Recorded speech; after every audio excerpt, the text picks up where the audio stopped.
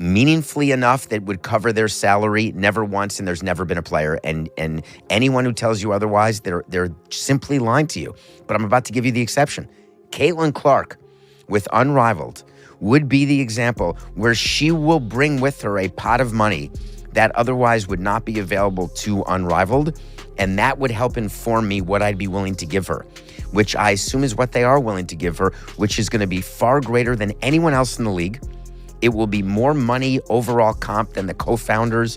There will be an opportunity for more equity because it's measurable, because I bet that they've negotiated in a way with their partners that should they get this tornado of benefit, which is named Caitlin Clark, then what may be worth $1 today is worth $2 tomorrow.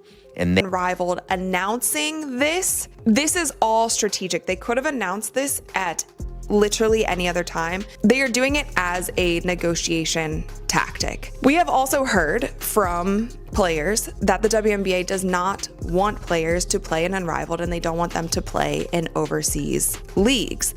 I have been one who has said from the beginning, I just don't see how these two leagues coexist.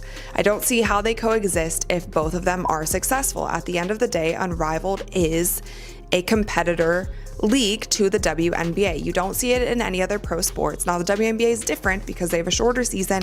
They haven't been able to pay. The biggest fish, David, and it's not close, is of course Caitlin Clark. And that is not a statement, as we always have to caveat, about is she the number one best player in the league? That's an argument that many have had and will continue to have in the ways that we want to Mount Rushmore everything.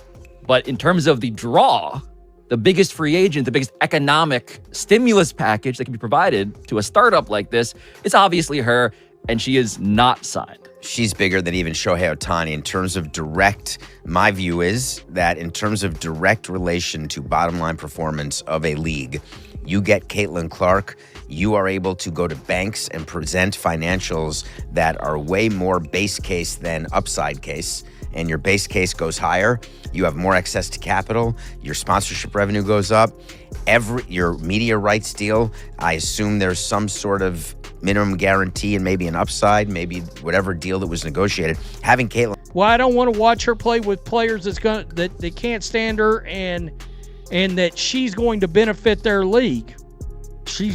That's all she's doing in the WNBA is benefiting a bunch of haters and their league.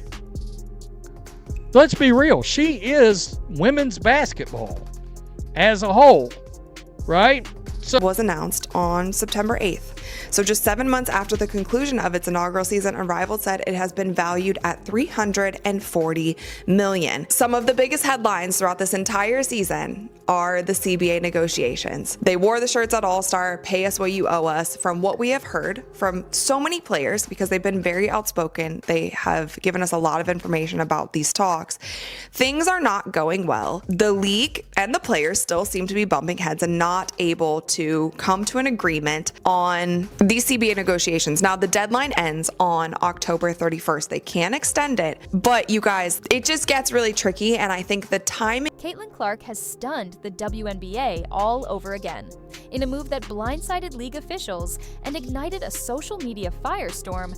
The Indiana Fever's rookie phenomenon has turned down another major league proposal, leaving Commissioner Cathy Engelbert scrambling and fans wondering who truly controls the future of women's basketball. What should have been a headline about growth has become a public showdown, with insiders whispering that Clark's leverage now rivals the league itself. TV numbers show why this second rejection shakes the league to its core. Clark's first WNBA game drew 2.1 million viewers on ESPN, nearly 6 times the previous regular season average of 379,000, and that surge hasn't slowed.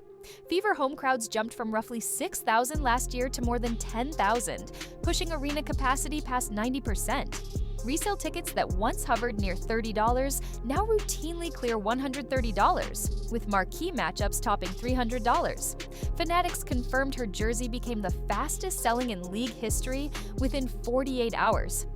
Engelbert highlighted those numbers while quietly crafting a second 9-figure offer built on marketing guarantees, revenue sharing, and media rights tie-ins. But Clark's camp again declined, citing required year-round appearances and endorsement restrictions that would limit her Nike and Gatorade deals. The ripple effect was instant. ESPN and CBS began shifting national broadcasts built around Clark doubleheaders. Sportsbooks suspended Fever Futures bets, anticipating a ratings and handle dip. Within hours, hashtag Clark Effect and hashtag WNBA Storm trended as talk shows debated whether the league's most marketable star had just outplayed its highest office twice. The timing could hardly be worse. The WNBA is negotiating its next national media rights package and wooing investors for expansion to Toronto and Portland. Networks and sponsors counting on Clark, who routinely delivers audiences 5 to 6 times higher than baseline, now face uncertainty.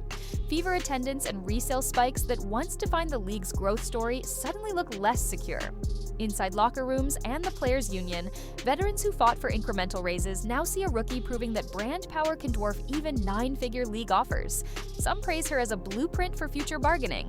Others fear it widens the gap between superstars and the broader player base. Either way, Clark has shifted leverage for the next CBA and reset expectations for rookie marketing obligations. Comparable moments are rare.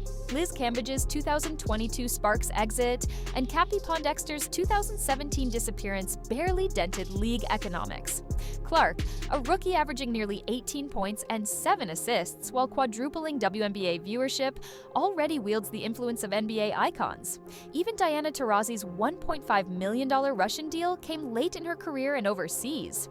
Clark is importing NIL-era autonomy, like Shadir Sanders or Livy Dunn, into a salary-capped pro league, forcing a rethink of how talent must be courted and kept. Business metrics underline the stakes. Fanatics says her jersey outsold every other WNBA player combined in her first month. Nike fast-tracked her signature shoe, and early estimates put her merchandise near 40% of league-wide gear sales. ESPN and CBS average 1.5 to 2 million viewers for her games versus roughly 300,000 for most others. Many sponsors now view Clark herself, not the league, as the product. Reports of contract clauses limiting outside deals only strengthened the perception she was protecting autonomy, not rejecting women's basketball. Her decision reshapes the roadmap. Indiana's marketing surge remains tied to her name, not league control.